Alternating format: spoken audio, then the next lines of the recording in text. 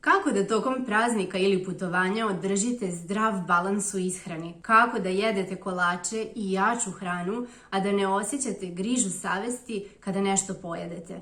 U nastavku videa otkrivam 3 pravila kako da održite balans dok uživate u hrani. Sledi period praznika, putovanja i bogate trpeze. I već vam je jasno da to znači da se nećemo držati svih zdravih navika u ishrani i da ćemo sigurno sebi dozvoliti neke greške. Ipak, baš bi bila šteta da svoju tek sređenu liniju opet vratimo na staro i da tretmani od letos padnu u vodu, kao da ih nikada nije ni bilo. Meni su u glavi uvek ta 2 glasića, anđelak koji kaže da će mi biti žao kada nabacim par kila i onaj đavolak koji me prosto navodi da prekršim neko pravilo i sve to pod izgovorom da imam i ja dušu. Pa ako ste i vi na sličnim mukama tokom nadolazećih praznika, a posebno ako sebe krivite kada nešto prekršite, onda evo videa kako da održite balans pridržavajući se 3 veoma jednostavna predloga koja vam neće praviti frustraciju, a radit će za vaše zdravlje. Prvo, tajming je važan. Ako već volite slatkiše i sva ona jaka i masna jela koja se baš u periodu zime spremaju, naravno da sve to nećete preskočiti i to je u redu, ali imajte jednu stvar na umu, da u svemu tome uživate za doručak i ručak.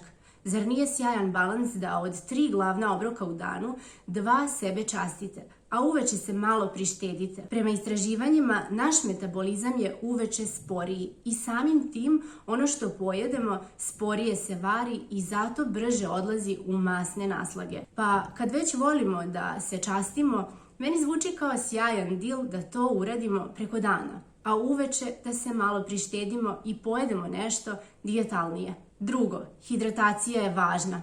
Kada jedemo jaču i začinjeniju hranu, posebno šećer, neophodno je da se dobro hidriramo kako bi pomogli svojoj probavi.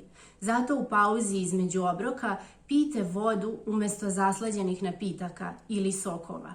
Imajte na umu da će čista voda ili neki čaj pomoći varenju i olakšati rad probave. Neki od čajeva koji su dobri za probavu su recimo nana, đumbir ili komorač. Treće, jedite povrće.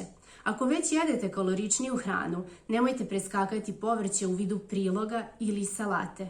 Povrće je bogato vlaknima i osim toga što će pomoći probavi, učinit će da se osjećate sitije. U povrću se ne nalazi puno kalorija, što opet radi za vašu liniju. Ipak, imajte na umu da ruska salata, na primjer, jeste povrće, ali također sadrži veliku količinu masnoća. Pa u tim mešavinama ili u nekim masnijim povrtnim prilozima ipak treba imati meru, jer su masnoće najkaloričnije. Gledajte na povrće kao na svog prijatelja u nadolazećim prazničnim danima i dajte mu prednost u svom tanjiru u odnosu na ostale namirnice. Nije tako teško pridržavati se ovih jednostavnih pravila, a ono što ćete sigurno dobiti jeste da vaša probava bude makar malo rasterećenija. Želim vam srećne praznike i ako vam se sviđa video, lajkujte i podelite sa nekim za koga znate da voli da uživa u hrani. Ako već niste, stisnite na dugme subscribe, to jest pretplati se i stići će vam notifikacija kada objavim novi video. Hvala vam na gledanju. Ćao!